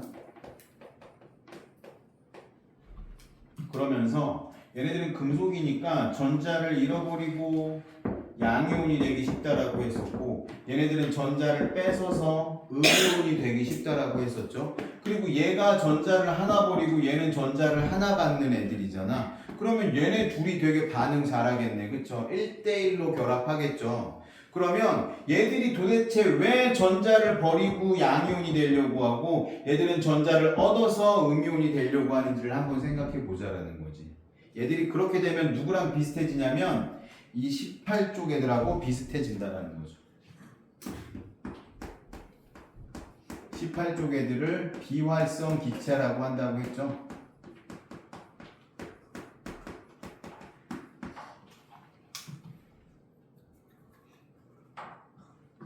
그래서 만약에 리튬이 플러스 3인데 전자를 3개 갖고 있다가 하나를 잃어버렸어. 그럼 누구랑 똑같아지는 거야? 전자 2개잖아. 헬륨이랑 똑같아지는 거죠. 얘도 전자를 2개 버리면 헬륨하고 똑같아지는 거고 얘 전자 3개 버리면 헬륨하고 똑같아지는 거고 얘들은 어때요? 얘는 전자를 하나 얻으면 네온하고 똑같아지는 거고 2개 얻어서 2-가 되면 네온하고 똑같아지는 거고 3개 얻어서 3-가 되면 네온하고 똑같아지는 거고 거꾸로 얘는 하나 버려서 네온하고 똑같아지는 거고 2개 버려서 네온하고 똑같아지는 거고 3개 버려서 네온하고 똑같아지는 거고 그러니까 2주기에 있는 비금속하고 3주기에 있는 금속들은 네온하고 똑같은 전자 배치를 이루려고 하는 거고 3주기에 있는 비금속들하고 4주기에 있는 금속들은 아르곤하고 똑같은 전자 배치를 이루려고 하겠죠. 그러면 이 비활성 기체처럼 되는 게 왜 중요한 거냐면 가장 안정적인 상태라는 거지. 껍질에 전자가 꽉 들어차 있는 상태니까. 그래서 이 비활성 기체 18쪽에 속하는 헬륨, 네온, 아르곤 이런 애들은 원자거든요. 근데 이체로 분자이기도 해. 왜냐면 얘네들은 플로리는 기체인데 F2가 돼야 되고 산소도 O2가 돼야 되고 질소도 N2가 돼야 되고 Cl도 2가 돼야 되고 얘네들은 기체일 때 이런 식으로 이원자 분자여야 되거든. 근데 얘네들은 그냥 얘가 기체이자 분자이자 원자야. 네온도 마찬가지고 아르곤도 마찬가지고 얘네들은 얘네 스스로 지들 스스로 분자인 거지. 자기만의 성질을 갖고 있는 거야. 그러니까 화학결합을 안 해. 그래서 비활성 기체라고 부르는 거고 우리가. 얘네처럼 돼야 안정적인 상태가 된다라는 거죠. 그래서 거기다 반응성 나와 있고 두 번째 줄에 밑줄 좀 쳐줄게요. 한 개의 원자로 존재한다. 이런 애들이 없어서 그래요. 다른 애들은 다 분자 형태로 존재하는데 얘들만 한 개의 원자로 존재한다. 헬륨 광고용 기구의 충전 기체로 쓰인대. 이거 비행선이죠. 비행선은 하늘에 떠 있는 거니까 가벼워야 될 거잖아. 그래서 처음 만들었던 비행선은 수소로 만들었어. 안에 수소가 가득 들어있는 거야. 그리고 얘가 이제 가야 되니까 어떻게? 거기에다 엔진을 달았어. 미친 짓인 거지. 엔진이 달려있어. 수소가스가 잔뜩 들어있는데 실제로 폭발합니다. 이거 힌덴부르크인가 하이덴부르크인가에서 엄청나게 폭발해가지고 몇백 명이 죽어. 그 타고 있던 사람들이. 그래서 그 다음부터 야 수소는 안 되겠다. 저거 까딱하다면 다 죽겠다. 그래갖고 헬륨으로 바꾼 거고요. 헬륨은 폭발하지 않습니다. 왜? 굉장히 안정적인 기체거든. 헬륨 먹어봤어? 안 먹어봤어? 재밌는데. 그 외에 롯데월드나 에버랜드 가면 금속으로 된 풍선 팔잖아. 그 안에 들어있는 게 헬륨이거든요. 헬륨 먹으면 목소리가 변해. 헬륨 공기보다 가벼우니까 우리가 하고 들이키면 폐에 가득 찼다가 내가 내뱉지 않아도 지가 알아서 이렇게 빠져나오거든. 그러면서 우리 목젖을 들어 얘가 나오면서. 그래서 내가 이렇게 지금 이야기하고 있는데 여기 목젖이 들린다고 생각을 해봐. 그러면 좀 이상한 목소리 나오잖아. 헬륨 먹으면 진짜 이런 목소리가 나와. 너네 목을 이렇게 슬쩍 올리면서 얘기해보면 이렇게 목소리가 바뀌는 걸 볼 수 있는데 헬륨 먹으면 그래. 재밌어. 이거 먹어도 큰 해는 없습니다. 어차피 우리 몸에 흡수되지 않고 다 빠져나오기 때문에. 그래서 광고용 기구의 충전 기체로 사용이 되고 네온은 네온사인이라고 해서 광고판 충전 기체로 쓰이는데 얘는 광고판에 왜 충전 기체로 쓰이냐면 요거 자체가 굉장히 안정적인 원소이기 때문에 색소를 집어넣어도 변질이 잘 되지 않아. 그래서 요거를 이런 네온 이런 광고판의 충전 기체로 사용하는데 요즘은 이거 잘 안 쓰죠. 네온사인. 그냥 LED가 훨씬 선명하기 때문에 네온사인은 쓰지 않는데 요 느낌이 좀 있어. 그 전구로 되어 있는 이런 문양들이 좀 그냥 단순 LED로 표현하기에는 좀 감성이 생기는 것들이 있어서 일부 사용하기는 합니다. 그 다음에 아르곤 형광등의 충전 기체로 쓰인다고 돼 있죠. 형광등 본 적 없잖아 너네. 지금 다 LED로 바뀌어서 형광등이 되게 길쭉한 등이었고요. 이런 식으로 동그란 등도 있고 그 안에 들어있는데 마찬가지야. 형광등도 얘가 안정적인 원소이기 때문에 좀 채워지는 게 있고 용접할 때도 쓰이는데 이거 알곤 용접이라고 해서요. 스테인레스를 용접할 때 이 알곤 용접을 해야 돼. 그냥 일반 철은 이산화탄소를 통해서 용접을 하거든요. 근데 이 스테인레스는 알곤이 있어야만 용접할 수 있고 이 아르곤이 또 어디에 쓰이냐면 이중창이 있잖아. 이중창 사이에 들어가 이 아르곤이. 그러면 유리의 변형이 되거나 이런 것들을 좀 막아주는 성질이 있고요. 얘가 안정적인 입자이다 보니까 뭐 결로가 생기는 거나 이런 것도 좀 막아준다고 해요. 이 아르곤이. 공기 중에서 세 번째로 많은 게 아르곤입니다. 제일 많은 게 질소죠. 질소가 몇 퍼센트 있어요? 우리 대기에 질소가 78%. 그리고 산소가 21%. 그러면 두 개 더하면 99잖아. 나머지 1%밖에 안 되는데 그 중에서 0.93%가 아르곤이야. 그럼 나머지 뭐 수증기, 이산화탄소 이런 것들이 다 더해져 봐야 0.07%밖에 안 되는 거고. 근데 이놈의 이 이산화탄소하고 수증기가 뭘 일으키는 거야? 온실 효과를 일으키는 거야. 이 1%, 0.1%도 안 되는 것들이 어마어마한 거죠. 여기도 또 뭐가 들어가겠어? 메테인 같은 거 들어가겠죠? 그래서 요것들이 중요하다. 비활성 기체의 전자 배치는 뭐 첫 번째 껍질, 두 번째 껍질, 세 번째 껍질 우리 전자수 몇 개 있는지 알고 있잖아요. 첫 번째 껍질에 2개, 두 번째 껍질에 8개, 세 번째 껍질에 8개니까 뭐 당연히 외우고 있어야 되겠죠, 이거는. 자, 그러면 원소의 화학 결합. 결국은 이런 애들이 얘처럼 되고 싶어 한다라는 거거든, 모든 원소들이. 그래야 안정적인 상태가 되니까. 그러면 얘네들은 원자 자체가 분자니까 화학 결합을 할 필요 없는 거고, 나머지 애들은 다 화학 결합을 해서 누구처럼 되고 싶은 거냐면 얘네처럼 되고 싶은 거예요. 화학 결합은 그래서 일어나는 거거든요. 누구처럼 되고 싶어서 18족 원소들처럼 되고 싶어서. 그러면 화학 결합이라는 건 세 가지가 있어요. 원소들의 화학 결합은 하나씩 써보도록 합시다.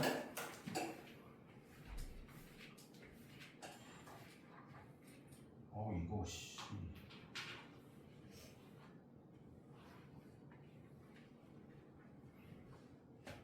이게 짝 같아, 이 분필. 가루가 안 날려야지 화공으로인데 가루가 너무 많이 날려.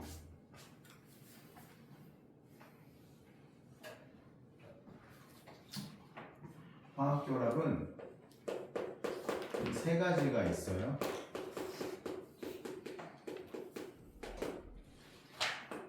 공유 결합이라는 게 있고요.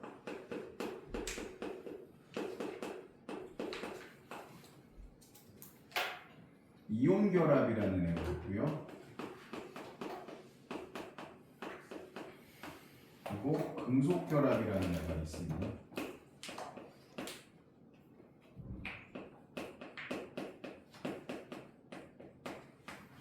공유 결합은 비금속 더하기 비금속이 결합하는 거야.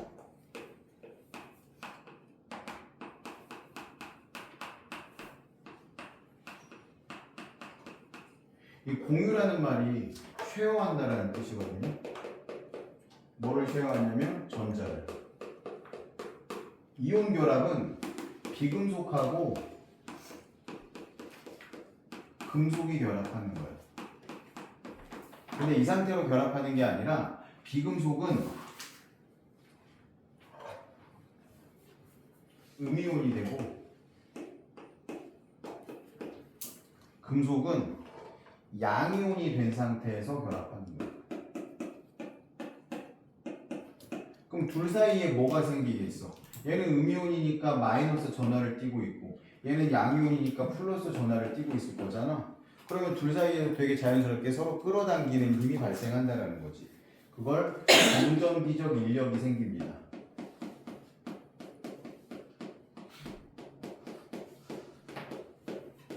그래서 끌어당겨지는 거고. 세 번째 금속 결합은 그냥 금속끼리 결합하는 거야.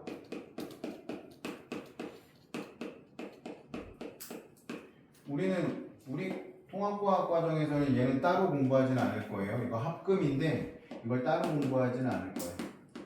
우리는 뭐에 중점적으로 공부할 거냐면 요 두 개, 공유 결합하고 이온 결합에 대해서 중점적으로 공부할 거예요. 그리고 좀 전에 얘기했던 것처럼 이 공유 결합이나 이온 결합은 왜 되는 거냐면 얘네들이 얘네처럼 되고 싶어서, 비활성 기체처럼 되고 싶어서 결합을 하는 거다. 이렇게 생각하면 될 것 같아요. 자, 그러면 원소의 화학 결합 18쪽 이하의 원소들은 이온 결합이나 공유 결합을 하는데 그렇게 해서 비활성 기체처럼 안정적인 전자 배치를 이루고 싶어서. 야, 그럼 생각해 봅시다. 우리 원소가 그동안 우리 배우면서 118개밖에 없다고 했는데 원소의 종류가 많겠어? 물질의 종류가 많겠어? 물질의 종류가 훨씬 많겠죠. 왜냐면 결합을 통해서 막 조합을 만들 수 있기 때문에. 훨씬 많겠죠. 한 장 넘겨보시면 이온 결합 나옵니다.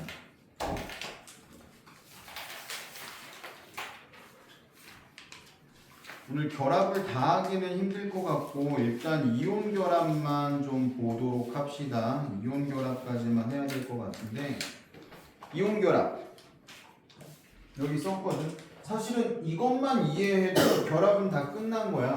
이온 결합이라는 건 음이온이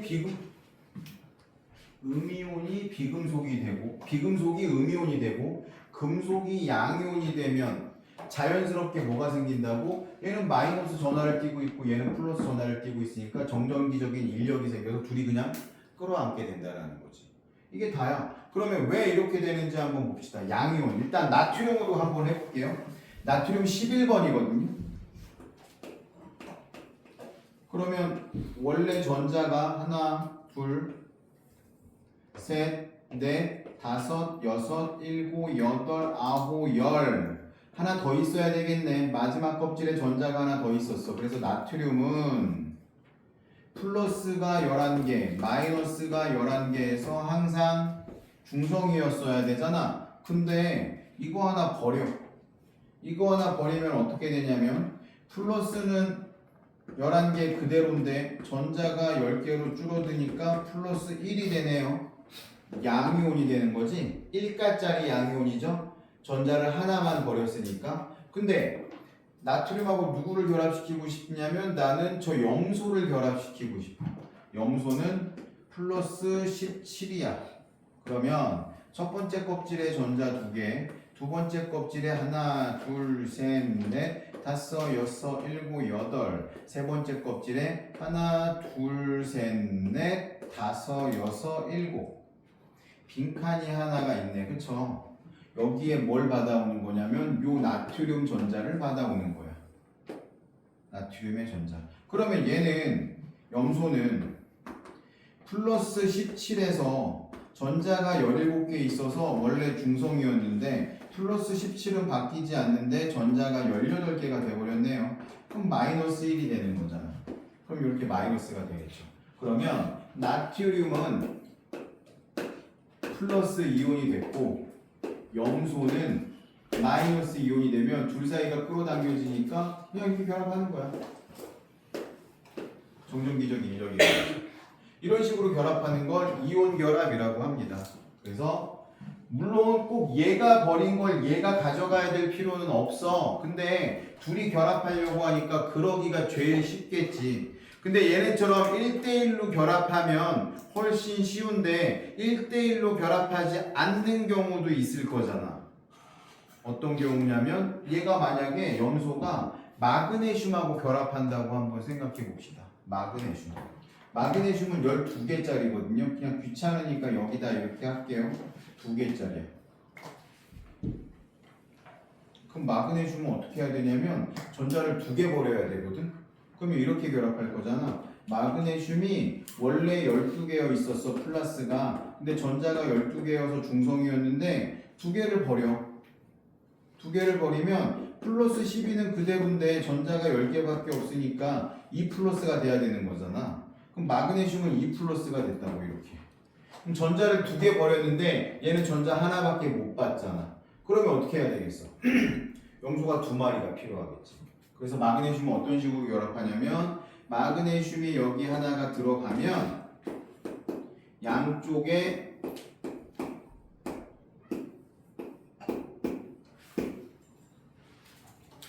Cl 마그너스가 이렇게 2개가 들어가야 된다는 거예요. 그래서 이거 화학식으로 써보면 화학식 쓸 때는 항상 금속을 양이온을 먼저 씁니다. 그러면 이런 식으로 Mg가 하나 들어가고 Cl이 몇 개 들어가야 돼요? 2개가 들어가야 되는 거지. 이런 식으로. 자, 그럼 어떻게 바뀌었는지 한번 봅시다. Mg하고 Cl 결합할 때 얘가 이온이 되려면 어떻게 돼? 얘는 2 플러스였잖아. 이게 어디로 가는 거야? 여기로 가는 거지. Cl은 마이너스였잖아. 그쵸? 마이너스인데 어떻게? 그러려면 2개랑 결합해야 된다는 거지. 2개. 얘가 2개를 버렸는데 Cl은 하나밖에 못 받아. 그러면 각각 하나씩 받을 수 있는 애들이 2마리가 있어야 된다는 거죠. 만약에 그럼 마그네슘이 산소랑 결합한다고 해봅시다. 마그네슘 산소랑 결합해. 2+야. 전자 2개 받아가야 되는데 산소는 전자 2개 받아갈 수 있잖아. 이러면 그냥 얘들은 MgO가 되는 거죠. 산화 마그네슘. 얘가 2개 버린 거 얘가 다 2개 주워가면 되는 거니까. 거꾸로 되는 경우도 있어요. 나트륨하고 산소하고 결합한다고 한번 해봅시다. 산소는 전자 2개가 필요해. 안정적인 상태가 되려고 하면. 근데 나트륨은 전자 하나밖에 안 버리는 친구야. 그렇잖아. 그럼 어떻게 결합해야 되겠어? NA가 2마리가 필요한 거지. 누구랑 결합하려면? 산소랑 결합하려면. 왜? 산소는 2가짜리니까. 그러면 어떻게 가는 거냐면 요 2가 요로 내려오는 거고 여기는 원래 뭐가 있었겠어요? 플러스가 있었겠지. 1이잖아. 1이 생략된 거잖아. 이게 어디로 온 거냐면 1로 내려온 거야. 요게 요렇게 내려오는 거지. 서로 이렇게 자리가 바뀐다라고 생각하면 돼요. 마그네슘 요거 하나짜리 2개짜리니까 1로 왔고 요 하나짜리가 어디로 간 거야? 1이 생략된 거야. 여기로 간 거야. 요렇게 크로스하면 된다라고 생각하면 돼요. 그러려면 이거 알아야 되겠지. 아씨 어떤 게 1가짜리고 어떤 게 2가짜리인지 알아야 돼. 그래서 근데 되게 간단해. 1쪽 애들은 거의 대부분 1가야. 2쪽 애들은 2가야. 13쪽 애들은 3가고요. 얘네들은 건들지 말자 우리. 17쪽 애들은 1가. 마이너스 이온. 마이너스 음이온이 되는 거고요. 뭐 이렇게 치려고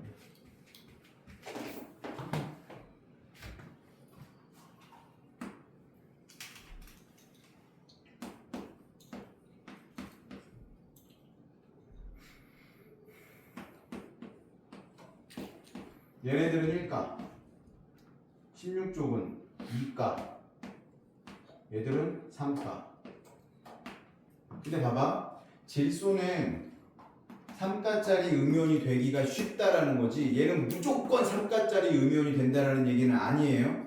특별한 상황에 따라서 얘가 4+가 되고 얘가 5+가 될 수도 있어. 근데 이런 상황이 자연상에서는 만들어지기가 힘들지. 실험실에서는 만들 수 있겠지만. 그래서 꼭 100% 그렇게 되는 건 아니다. 요것도 같이 기억하면 좋을 것 같지만 17쪽은 1가짜리 음이온, 16쪽은 2가짜리 음이온, 15쪽은 3가짜리 음이온이 되고 1쪽 애들은 1가짜리 양이온, 2쪽 애들은 2가짜리 양이온, 13쪽 애들은 3가짜리 양이온이 되기 쉽다. 되게 간단하잖아. 그리고 여기에서 이제 우리가 자주 나오는데 알지 못 여기 없는 애들, 예를 들어 뭐 굴이라든지 아연이라든지 뭐 이런 애들은 2가짜리거든요. 이런 몇 개만 좀 기억을 해주시면 돼. 그래서 하다 보면 외워질 거긴 한데 뭐 지금부터 이런 거 못 외웠다고 크게 힘들어하지는 마시고 여기 없는 것 중에서 또 자주 나오는 게 뭐가 있을까? AU 같은 거, AG 얘는 1가짜리고 금속은 거의 이 정도인 것 같은데 이렇게만 기억하시면 돼요. 여기 나와 있네요. 오른쪽에 보니까 이온에 표시하는 것들 나와 있고 이온 읽는 법도 한번 설명해 봐야 되겠죠. 양이온은 그냥 이름에다가 무슨 이온 이러면 되거든. 리튬이온, 나트륨이온, 칼륨이온, 칼슘이온, 마그네슘이온. 근데 이 음이온들은 이름이 바뀌어. 무슨 소로 끝나는 애들 있죠. 염소, 산소 이런 애들은 소를 삐고 화로 붙입니다. 염화이온, 산화이온. 근데 한 글자짜리 있어. 황인, 황화이온, 인화이온, 플루오린이잖아. 플루오린, 화이온 이런 식으로. 그래서 이름을 읽을 때도 NaOH다 그러면 뭐 HCl 합시다. 염화, 수소 이런 식으로. NaOH 수산화기라고 하거든요. 수산화, 나트륨 이런 식으로. 이렇게 읽어 나간다. 그 밑에 있는 그림 이온 결합의 형성 한번 보도록 할게요. 나트륨이 전자 하나 잃어버려 가지고 나트륨 이온이 되고 염소가 전자 하나 얻었어. 그 나트륨 전자를 받아 가지고 염화 이온이 됐네. 그러면 둘 사이에서 정전기적 인력이 발생해서 이렇게 끌어안게 되는데 이 이온 결합한 애들은 되게 재밌는 게 뭐냐면 물에 들어가면 녹아. 녹아서 둘 다 다시 이온이 됩니다. 그래서 전기가 흘러. 근데 기본적으로 얘들은 고체일 때는 전기가 안 흐르거든요.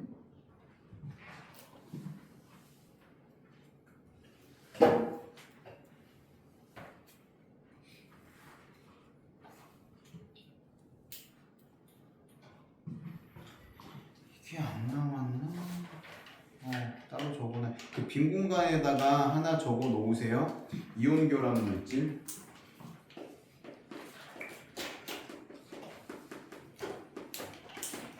고체일 때, 액체일 때, 그리고 수용액일 때. 수용액은 물에 녹아 있다는 뜻이죠. 전기 통하지 않고 통하고 요거 하나 적어 놓으세요.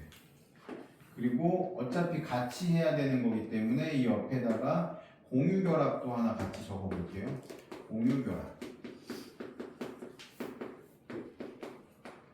공유결합은 고체일 때 통하지 않고요. 액체일 때도 통하지 않고요. 수용액일 때도 통하지 않습니다. 공유결합. 전기 안 통해요. 물론 기체일 때도 공유결합은 전기가 통하지 않아. 근데 예외가 있습니다. 공유결합은. 염화수소 같은 경우에 NH3 같은 경우에 요런 애들은 특이하게 예외적으로 액체일 때 전기가 통하는 애가 있어요. 예외적으로. HCl 그리고 NH3 얘들은 예외적으로 액체일 때 전기가 통합니다. 여기다 적으면 안 되고 수용액에다 적어야겠네요.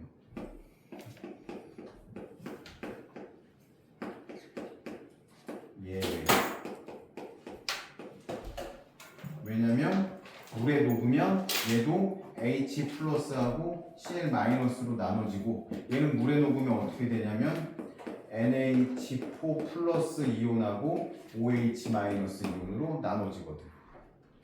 이거에 뭐가 더해지면 H2가 더해지면 그래서 암모니아거든요. 물에 녹으면 이렇게 전기가 통합니다. 그래서 이건 예외적인 현상이고 기본적으로는 공유결합은 전기가 통하면 안 돼. 야, 곰곰이 생각해봐. 공유결합의 대표적인 게 산소 질소 이런 거잖아. 공기 중에 막 이렇게 산소 질소가 많은데 번개가 빵 쳐가지고 전기가 통하면 우리 다 죽어야지. 전기 안 통해야 되는 게 정상이죠. 이온 결합은 고체일 때는 전기가 통하지 않아요. 왜냐하면 플러스 마이너스가 꽉 붙어 있기 때문에 전하가 이동할 수 있는 공유 물체가 없어. 근데 액체가 되거나 물에 녹이면 이온으로 변하기 때문에 전기가 통할 수 있는 거고요. 예전에 그 얘기 예전에 한 거 같은데 카메라를 샀거든. 전자 카메라란다. 디지털 카메라를 몇 년 전이냐면 결혼하기 전이니까 20년도 넘었어. 대학교 군대 갔다 와서니까 와 거의 한 25년쯤 됐겠네.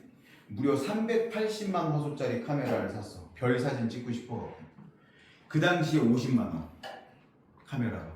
그 당시 26년 전에 50만 원이니까 지금으로 하면 거의 한 200만 원, 300만 원 정도의 가치가 있었겠네. 내가 알바해갖고 한 달치를 때려박아갖고 산 거거든. 근데 이걸 갖고 바닷가에 갔다가 내가 이걸 메고 있었는데 내 친구가 날 집어갖고 던졌어 바다에. 근데 안돼 이러고 들어갔는데 물에 빠져갖고 망가졌어. 이틀 찍었어. 이틀 찍고 망가졌어. 물에 한번 빠지니까 바로 배터리를 뺐는데도 불구하고 바로 번져갖고 한 일주일 지나니까 막 삭기 시작해 애들이. 바다에 들어가면 배터리가 아작이 나요. 스마트폰들도 바다에 들고 들어가면 안 되는데 기본적으로 요즘 스마트폰들은 다 방수가 되잖아. 근데 옛날 폰들은 배터리가 들어가는 거였거든요. 침수된 건지 안 된 건지 바로 알 수 있어. 침수되면 바로 끝나버려. 근데 그냥 물이면 생수면 이거 빼가지고 말리면 되는데 바닷물은 뭐야? 염화나트륨 수용액이잖아. 그냥 못 쓰는 거야. 바다에 들어가면 그냥 못 쓰는 제품이 됐다라고 생각하면 돼. 바다는 그런 안타까운 사건이 있었죠. 자, 그러면 이 3번의 밑에 보니까 이온 결합의 개수비라는 거 있거든요. 이온의 총 전하량이 0이 되는 개수비로 결정한다. 이거 얘기하는 거야. 내가 좀 전에 얘기했던 거. 나트륨하고 산소가 결합하면 얘는 이온이 되면 2-가 되니까 얘는 2개가 필요한 거고, 얘는 1+짜리니까 얘 1개. 그러니까 1은 그냥 생략해도 되는 거고. 요거 쓴 거거든요. 요거 그렇게 어렵지 않겠죠. NA하고 CL은 둘 다 1가짜리니까 그냥 쓰면 되는 거고, CA하고 CL도 한번 봅시다. CA하고 CL이 결합할 건데 얘는 2가짜리잖아. 그러면 얘가 몇 개 필요해? 2개가 필요하다라는 거야. 얘는 1가짜리잖아. 그러면 얘는 그냥 1개만 있으면 되는 거고. 되게 단순하죠? 이해하면 되게 단순한데 이해하지 못하면 이게 뭔 소리야? 이렇게 할 수도 있어요. 그래서 요 숫자가 여기 들어가야 되고 요 숫자가 여기 들어가야 된다. 근데 1은 생략해도 된다. 이렇게 기억하시면 될 것 같아요. 공유결합을 할 것까지는 시간이 좀 부족할 것 같아서 오늘은 일단 여기까지만 하도록 합시다. 문제는 이 앞에까지만 다 풀어오세요. 70쪽은 우리 좀 전에 했으니까 69쪽까지 다 풀어오는 걸로 합시다. 알겠죠? 다음 주에 봅시다.